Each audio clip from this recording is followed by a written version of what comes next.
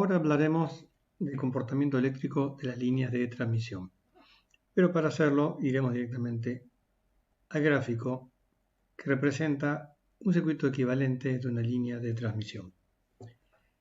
No importa si la línea es de conductores apareados o es de cable coaxial, siempre habrá dos conductores que transcurren paralelos entre sí.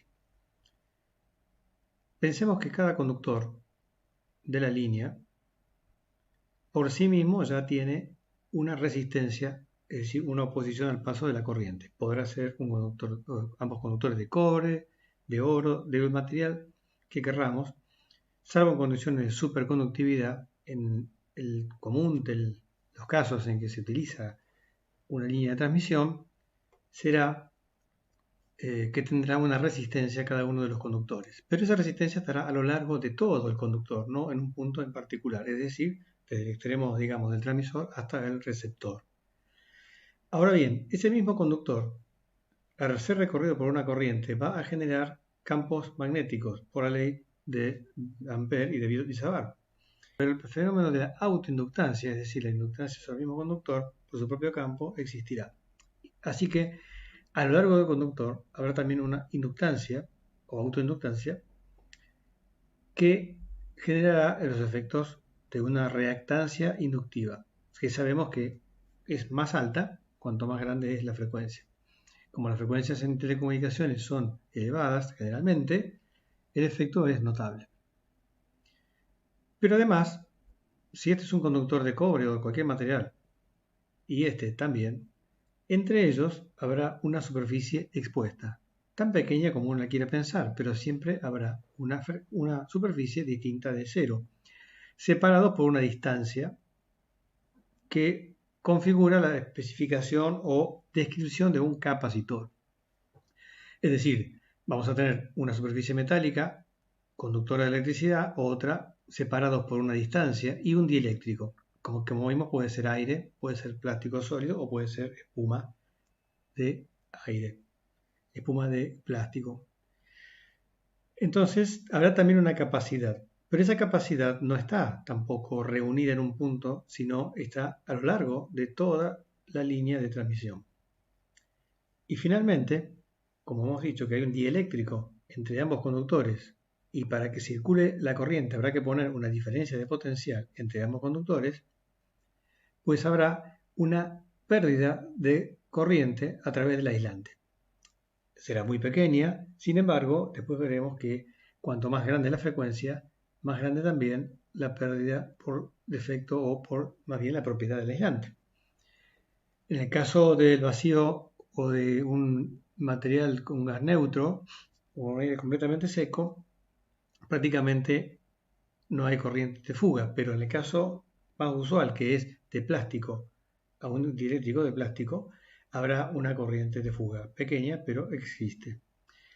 No se considera como una impedancia de fuga, sino como una conductancia, el valor de, digamos, esta resistencia que figura aquí como resistencia de aislación de estos dos puntos, se más bien considera como la conductancia G.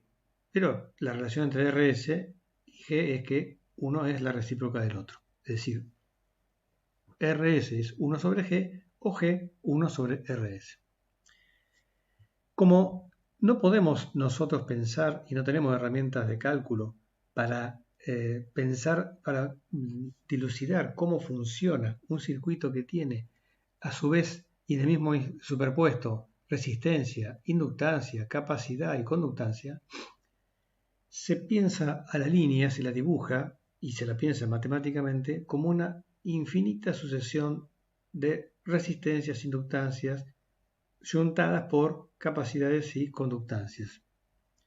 Y esto determina que si nosotros pensamos que estas secciones, llamaremos secciones al conjunto L, R, C y G, estas secciones son muy pequeñas en longitud y por lo tanto en un trozo aún corto, aún de unos pocos centímetros de una línea de transmisión, existirían infinita cantidad de mallas elementales L, R, C y G, secciones L, R, C y G, entonces podemos estudiar matemáticamente con las ecuaciones que conocemos de circuitos cómo se comporta esta sucesión infinita de mallas L, R, C y G y ver cómo es el final de las ecuaciones que nos dicen el comportamiento eléctrico de esta línea de transmisión. Como dijimos, no importa si es de tipo coaxial o de tipo paralela.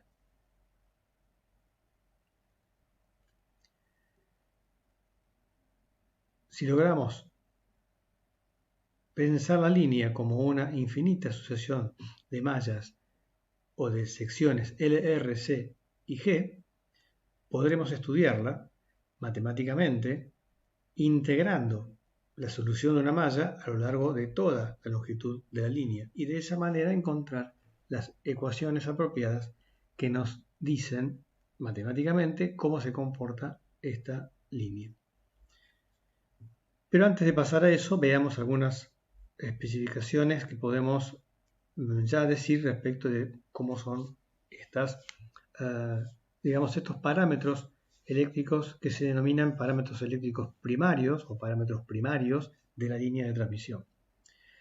La resistencia dependerá, como toda resistencia, de la sección del conductor y el tipo de conductor, si es aluminio, si es cobre, si es plata o si es oro o algún otro material. Pero también dependerá de la frecuencia, porque aunque no parezca, el efecto pelicular, que es aquel efecto que nos dice que cuanto más alta es la frecuencia, los electrones en un conductor, en una barra de conductor, tienden a circular por la periferia, es decir, por la parte interna, por supuesto, del conductor, pero más hacia la periferia del mismo, es una manera equivalente a decir que se reduce la sección del conductor. Y entonces la resistencia va a aumentar con la frecuencia, es decir, frecuencia más alta, resistencia del mismo conductor más alta. La inductancia va a depender de también las características físicas como el diámetro del conductor, la separación de los conductores. La capacitancia, por supuesto, va a depender también de la sección del conductor, de la constante dieléctrica y de la frecuencia en menor medida, igual que la inductancia, pero también tiene su variación con la frecuencia.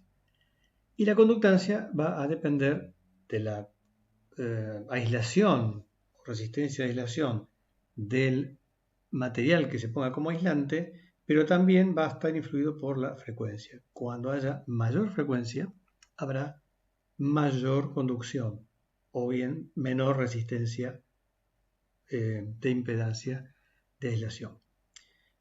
Entonces, si repasamos lo dicho, cuando aumente la frecuencia, aumentará la resistencia del conductor, aumentará la pérdida en el aislante, y esos dos son los factores que producen calentamiento, porque la ley del efecto Joule es que la potencia térmica que se genera en un circuito por circulación de una corriente es el cuadrado de la corriente multiplicado por la resistencia. Entonces, si aumenta la resistencia, aún para la misma corriente aumentará la potencia disipada en la resistencia, es decir, aumentará la temperatura del conductor, y en el aislante, es decir, aumentará la temperatura del aislante. Así es que el aumento de la frecuencia en un mismo cable producirá que tenga mayores pérdidas, mayor cantidad de corriente de energía eléctrica que se convierta en calor y escape del circuito. No llegue entonces desde el transmisor, suponiendo que está de este lado, al receptor que estará en el extremo opuesto. Se suele hablar de que estos parámetros se los calcula en una unidad de longitud, que es usualmente el metro.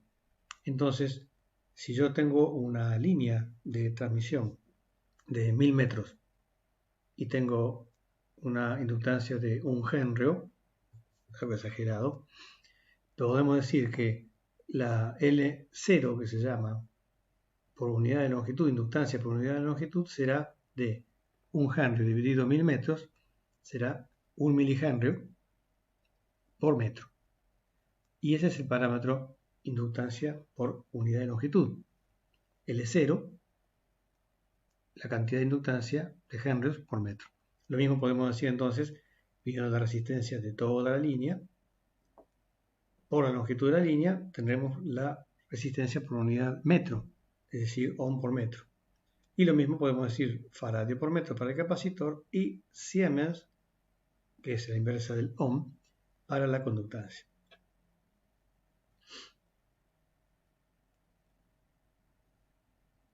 Bien, ¿cómo se produce la propagación de la energía sobre la línea de transmisión? Asumido el modelo equivalente de infinitas masas elementales para la línea de transmisión, podrá verse que cuando una fuente de señal se conecta a uno de sus extremos, la energía eléctrica que toma la primera malla elemental luego resulta trasladada a la siguiente, y así siguiendo.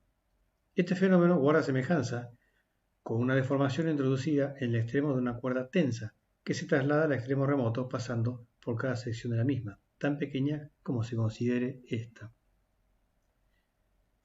Entonces, lo dicho es que ya no es una línea de transmisión cuyo equivalente eléctrico sería como este, pero con infinitas mallas, no solo con 3.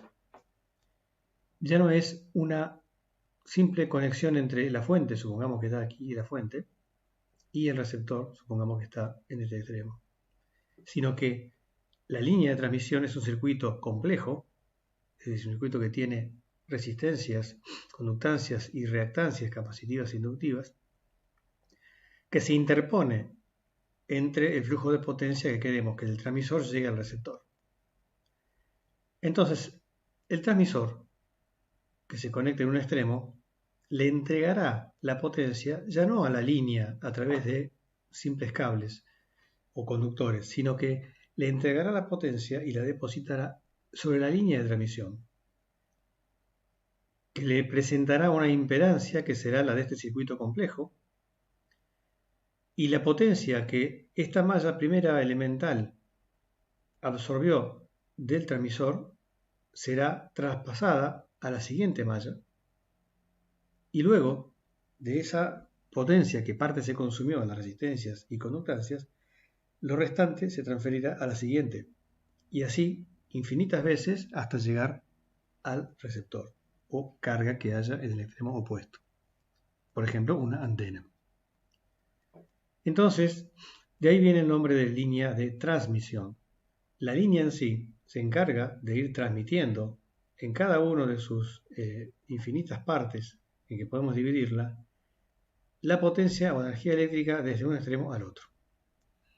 Y tiene su propia impronta eléctrica, es decir, le va a presentar al transmisor y a la carga una impedancia propia circuital que va a depender de los valores de los parámetros primarios, es decir, las relaciones entre L, R, G y C.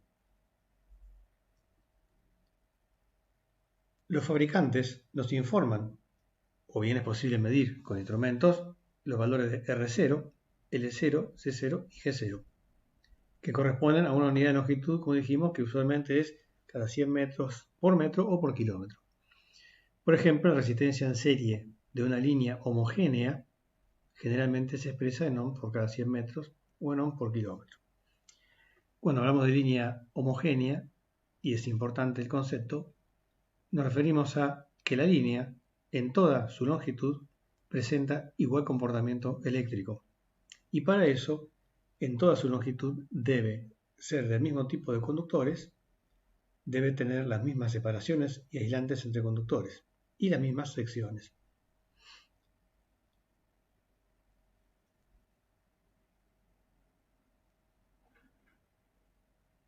Luego, entonces, aunque lo analizaremos más adelante, el comportamiento eléctrico puede expresarse en forma matemática por esta ecuación, que en principio parece difícil de entender, pero que iremos desmenuzando en próximos videos.